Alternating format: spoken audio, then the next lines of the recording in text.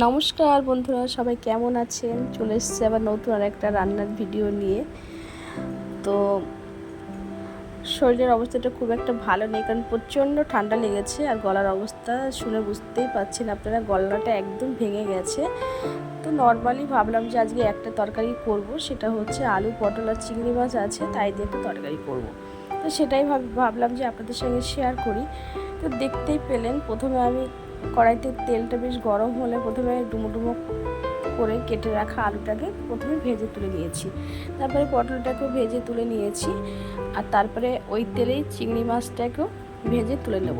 চিংড়ি মাছটা খুব বেশি ভাজবো না, কারণ আমার মায়ের কাছ থেকে আমি শুনেছি চিংড়ি মাছটা বেশি ভাজলে শক্ত হয়ে যায়, সেটা সত্যি হয়।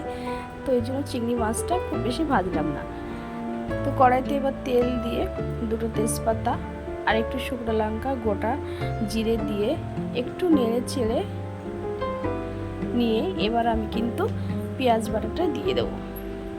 পেঁয়াজ বাটাটা দেওয়ার পরে ভালো করে একটু কষে নেব, খুব বেশি কষবো না, জাস্ট সামান্য একটুখানি কষে নেব। তারপরে নেওয়ার পরে এবার দিয়ে দিচ্ছি আদা আর একটা কাঁচা লঙ্কা দেওয়া ছিল, আর ওর সঙ্গে সামান্য একটু পোস্ত একসঙ্গে বেটে নিয়েছিলাম, ওটাকে দিয়ে দিলাম। দিয়ে ভালো করে নেড়ে ছেড়ে এবার দিয়ে দিলাম ধনে গুঁড়ো, জিরে গুঁড়ো, এবার লঙ্কা গুঁড়ো, এগুলোকে দিয়ে ভালো করে নেড়ে ছেড়ে মশলাটাকে একটু কষে নেব। হলুদ গুঁড়োটাও দিয়ে দিলাম। মশলাটাকে ভালো করে 4-5 মিনিট পর্যন্ত বেশ ভালো করে কষে নেব।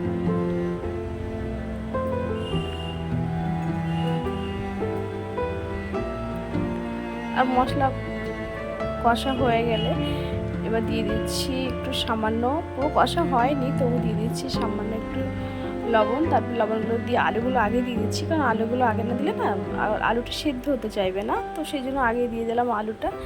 আলুটা একটুখানি ভালো করে কষা হয়ে গেলে তারপরে দিয়ে দিলাম ভাজা পটলগুলো। আলুটা বেশ গলে গেছে দেখে মনে হচ্ছে। তো এবার পটলগুলো দিয়ে ভালো করে নেড়ে চেড়ে আবার একটু কষিয়ে নেব।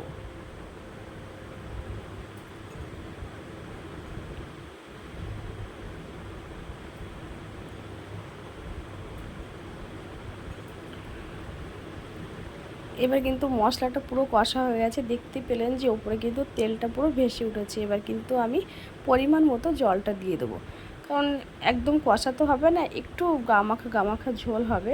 আর জলটা দেওয়ার পর বেশ একটু ঢেকে রেখেছিলাম, তার মাঝে আপনাদের সেটা দেখানো হয়নি। তো ঢাকনাটা খোলার পরে এবার কিন্তু আমি চিংড়ি মাছটাকে অ্যাড করে দিলাম। চিংড়ি মাছটা দিয়ে ভালো করে নেড়েচেড়ে আর একটুখানি ঢাকা দিয়ে আমি রেখে দেবো। তো দেখুন বন্ধুরা, চিংড়ি মাছটা দেওয়ার পরে ঢাকনা খুলে নিয়েছি আমি। নেওয়ার পরে দিয়ে দিচ্ছি সামান্য একটু গরম মশলা গুঁড়ো। পুরো রান্নাটা কিন্তু আমার একদম কমপ্লিট হয়ে গেছে, আর কেমন হয়েছে অবশ্যই আপনারা জানাবেন। তো আবার দেখা হবে নতুন